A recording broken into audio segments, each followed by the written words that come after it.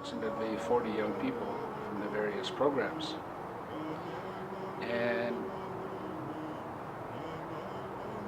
I was taken by how they were affected emotionally.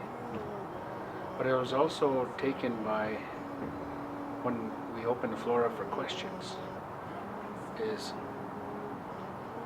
some of the questions that they asked. I was very, I guess I questioned, why would they ask about symbolism? I didn't really get it. For me as a residential school survivor, I just wanted to share with them that we don't look for pity as residential school survivors. We look for understanding, and that they, as young students who are going to be going into the professional world, we need them to be ambassadors to let people know that this era happened. But it has become way much more than that.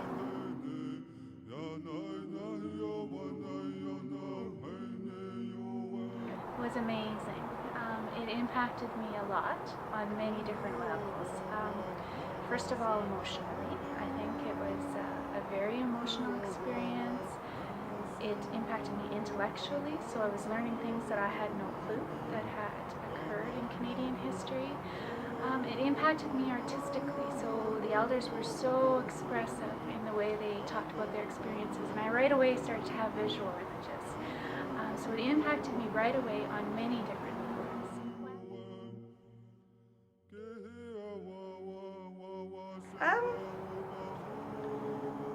It was a bit uncomfortable, but seeing how willing they were to talk to us so we understood these matters and what they were looking for, it was, I did tear up a few times, but you get the idea of how important this is. So now we go to the second session, which I had the privilege of representing the survivors at, to see their understanding put into their artwork. And it just absolutely choked me up. Because sometimes when you share your message, you don't know if the message is getting there.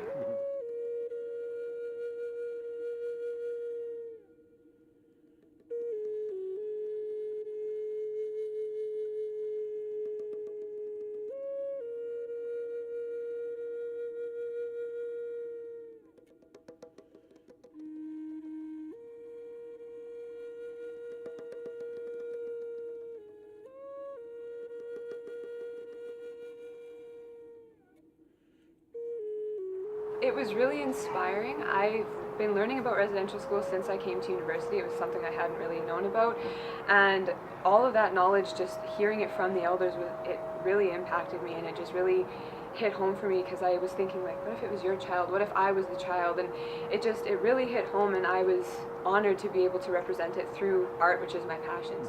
I had a personal experience with a survivor of residential schools, and that was Alvin Cote. He lived near me, and I knew him in different ways, so I already had him in my mind.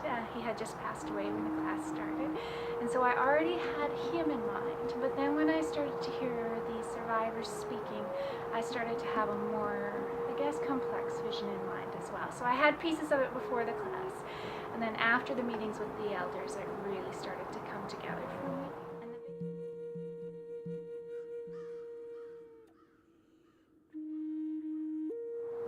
And then to see the third one, their finished works, and their opportunity to explain their art, explain their emotions, and all of them had emotion in their voice, that they had all been touched in some way. And our people tell us, the old people always tell us, you have never really learned anything until you have had an emotional experience.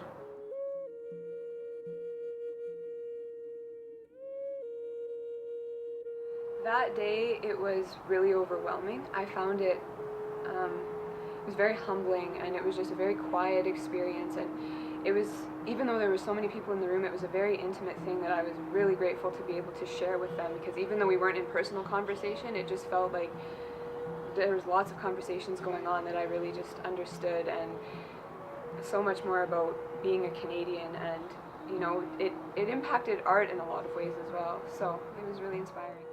And now today, where they get to showcase their art to their families, to many other people in the circle of art, I guess, in Saskatoon. Yeah. And to see them again, I'm proud of them. You know, they've earned my respect, and they have earned for me to be proud of what they've done.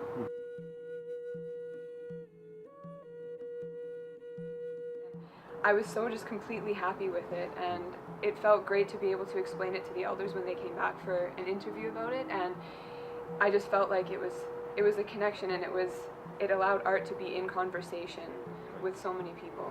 I've said that it felt sobering before, but also very important. There's a difference between reading about something and then actually seeing and hearing how it affects real people, you know?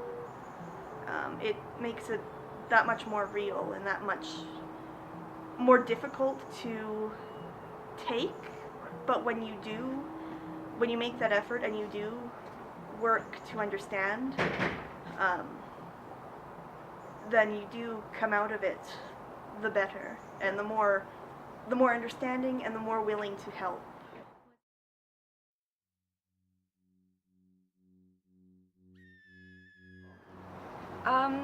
I was really nervous to speak to them because I was worried about that I had interpreted something wrong, or you know, I wasn't really sure, and I got up there and I just kind of let it all pour out, and they were just all looking at me, and when I finished, the one lady just said, "Wow," and I knew that even if my piece wasn't chosen, or you know, it never went anywhere past that point, that I had gotten something right, and it touched us both on the same sort of level.